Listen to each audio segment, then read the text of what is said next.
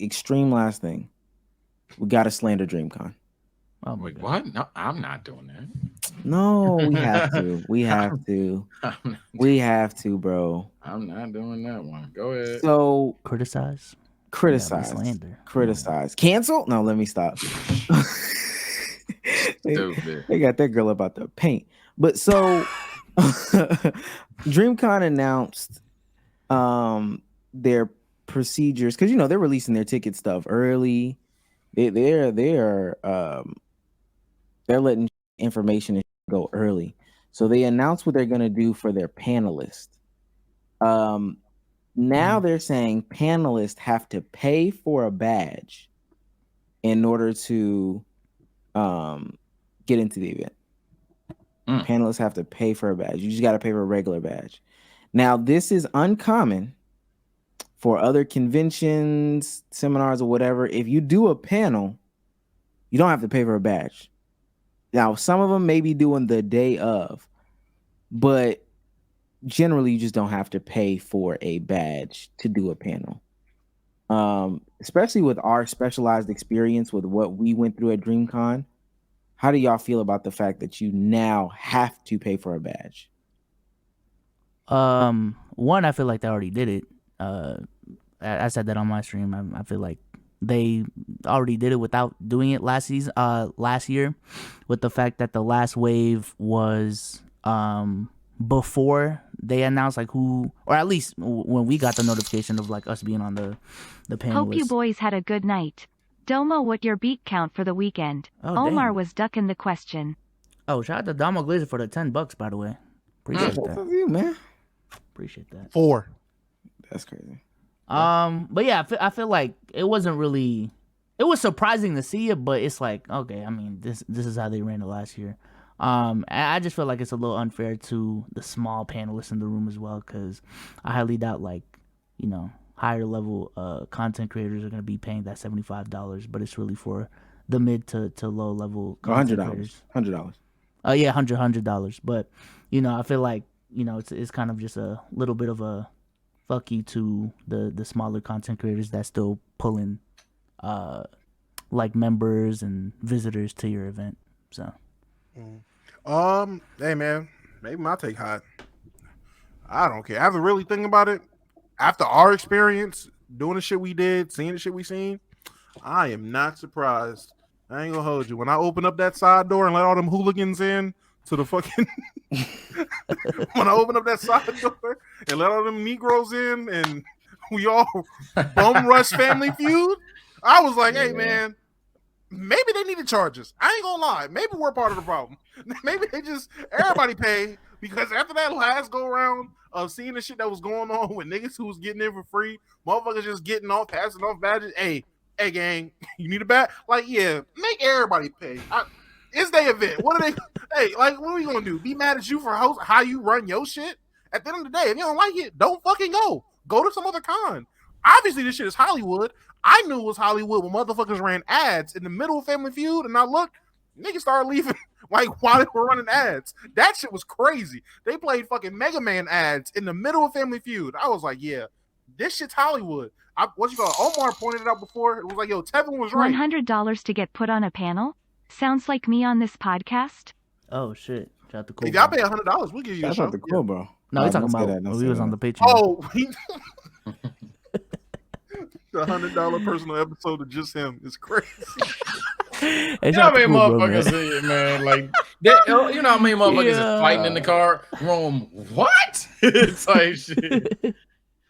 But yeah, that was early days, man. Early keeping the buck days. But yeah, that shit. Right. You know, I'm not gonna lie to you. The fact that y'all niggas didn't even have mics, y'all didn't have fucking speakers set up for everybody. Niggas had to go out their way to do shit for y'all, and the niggas felt some type of way they didn't want to act right the next day.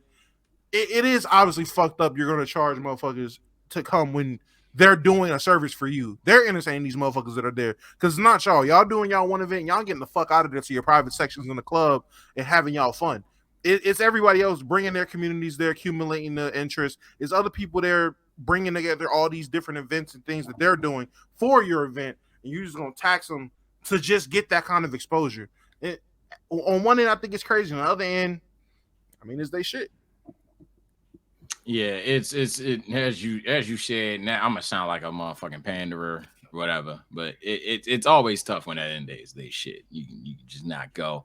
But I will say obviously I like even as person there, and I've got hella love for RDC. I didn't like the equipment thing. I didn't like that we essentially brought in the equipment. I didn't like that at all. That was tough. It was a disappointing to see, especially when that and he wasn't a kid, nigga was taller than me. But when dude was like, damn, bro, I spent a band, it was disappointing to see that. Like that's actually like, damn, that kind of like not to bring up the low management thing, but that's kind of like how I envision that. Like, damn, that's tough to see.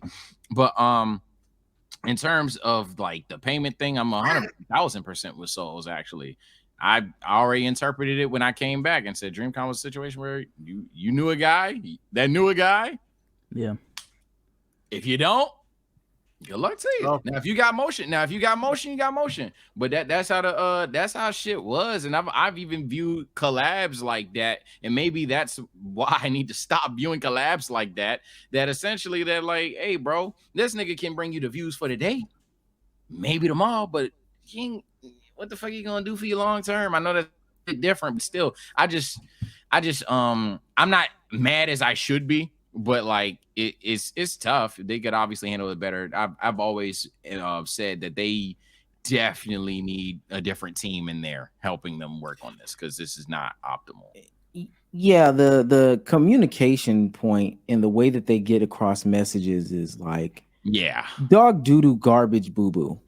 Like it just is. A price increase without explaining it is stupid. The panelist package, they slid that in not last night, but the night that shit came out, never explaining what it is stupid. So what am I paying for? All the stuff that they go through is stupid. This was their Twitter page, and this is from Nine-Tailed Fox. And honestly, stop hiring your friends to run your social media. It's cool when you're a smaller brand, but Dreamcon needs professionals. They should not be making millions in revenue and cousining them running their social media page. This is their official Twitter page. We're happy you enjoyed them. We hope everyone took the time to experience them. We encourage people to explore other areas of the con and not wait outside of events that are already at capacity, smiley face. And again, for a lot of folks, that's not going to read a certain way, but that's unprofessional. That's unprofessional. The way they go about things is just unprofessional. I said it when we came back, it's time to get more professional, or just everybody just take it. It is what it is. Stop with the facade. Hey, this is for me and my homeboys to link up, which is cool. Like you built that. That's you can do what you want to do with it. But it's me, my homeboys. We're gonna link up and we're gonna take advantage of what we can take advantage of and what we built.